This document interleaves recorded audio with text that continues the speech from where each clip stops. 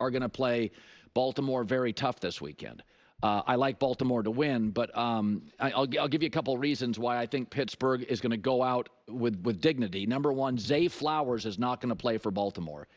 They don't really have another receiver. I mean, the next best receiver on that team has 15 catches, Bateman. Like, Zay Flowers is their home run hitter, okay, against a good pass rush, good corners. Like, he's out.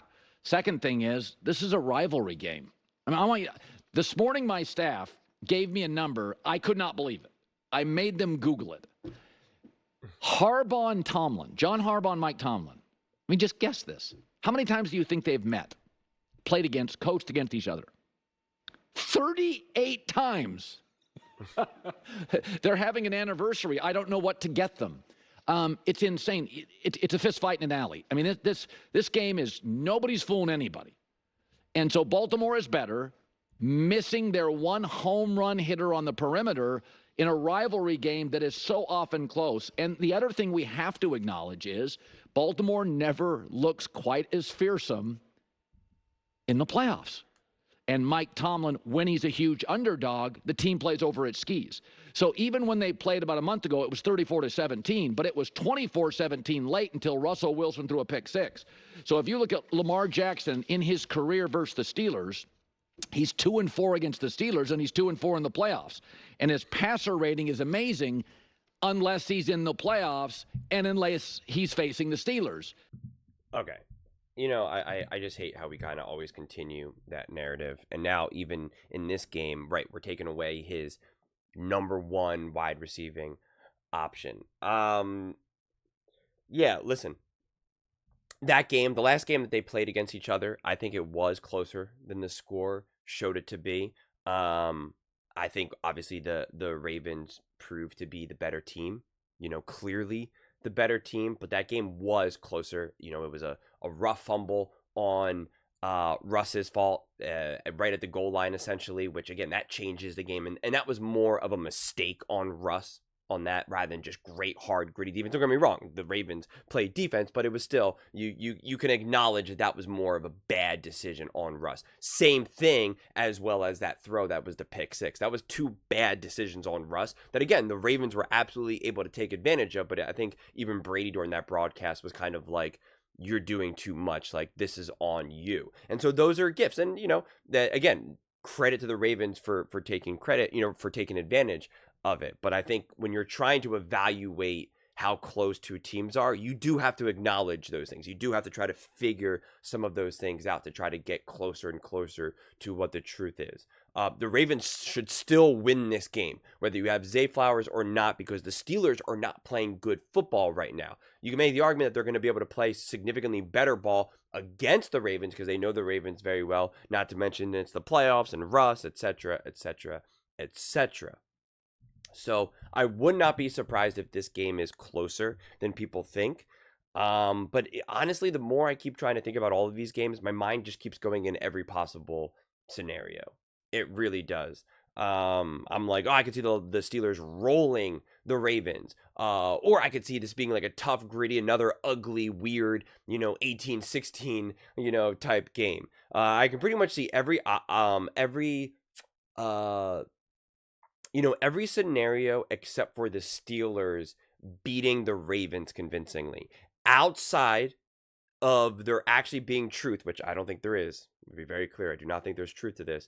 But Lamar Jackson just being in the playoffs and he's like, I can't handle the moment. And he's fumbling snaps and throwing interceptions like he just, he's playing with like a bucket on his head and he's like, I can't see. Like that's the only way I can see that happening. And I obviously don't see that happening. So this should be the Ravens game. And it is funny because it just shows you how remarkable Lamar has been this season, considering it's really just been Zay. And again, I think obviously having Derrick Henry has helped him as well. Obviously Lamar's ability to use his legs, and you're still taking advantage of Andrews and Likely and Bateman and et cetera, et cetera, et cetera. But I do think it's pretty remarkable. But yeah, I'm also a little confused because Colin said that Bateman the next receiver only has 15 catches. I don't really know what he meant by that because that's That's obviously not true.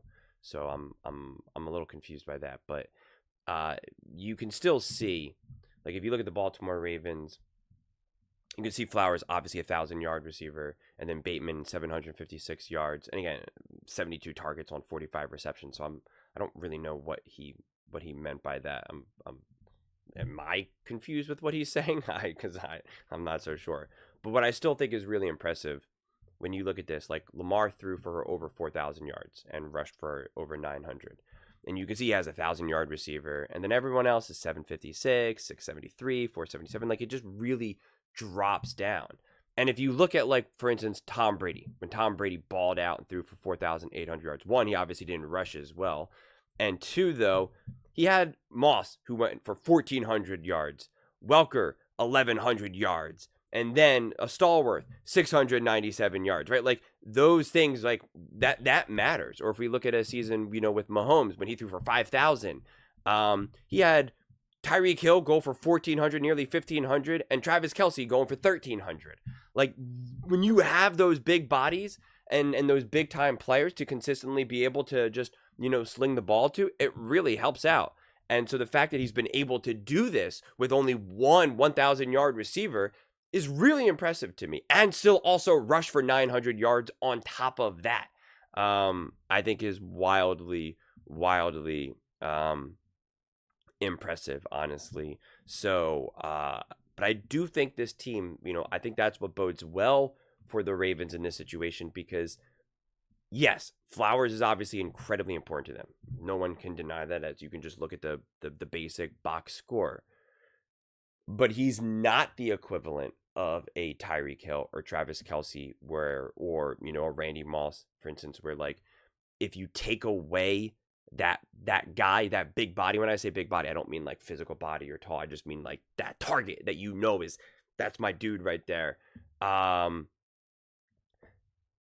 He still has more to work with. He still has the ability that this Ravens team obviously has a decent distribution, as we can see again, for him to be able to get to over 4,000 yards and not just rely on just two big time wide receivers who put up, or just two big receiving targets, whether tight ends or wide receivers, to put up 1,500 yards here, 1,400 yards. I mean, like, that's half of it right there. He's really only technically lost a quarter of it here. Which again, it is a loss, because it even when he's not getting the ball, it still is going to impact everyone else down the line. We know that, obviously. But I still think that it still puts Lamar and this team in a situation, in a position to also double down on the run game, do what they need to do. This is also when you lose someone like a Flowers, this is when you fall back to your connection with Mark Andrews. And that's what I said earlier on in the season, because of how the seasons for the last couple of years unfolded. You're going to get away a little bit from Mark Andrews and that security blanket that he offers. And that's why I love throughout this season, he's really been able to reconnect with that, putting up, getting 11 touchdowns, the leading, the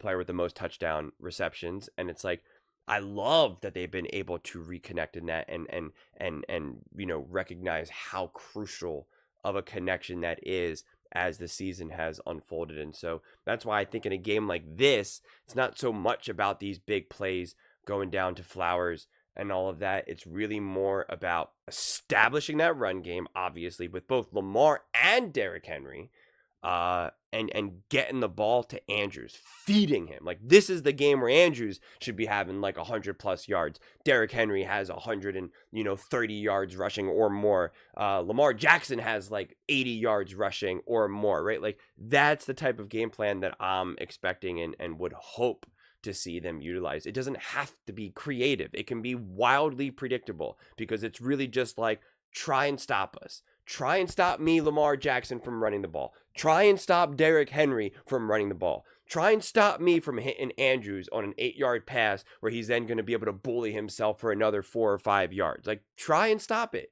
We don't have to do anything crazy or fancy. We don't have to.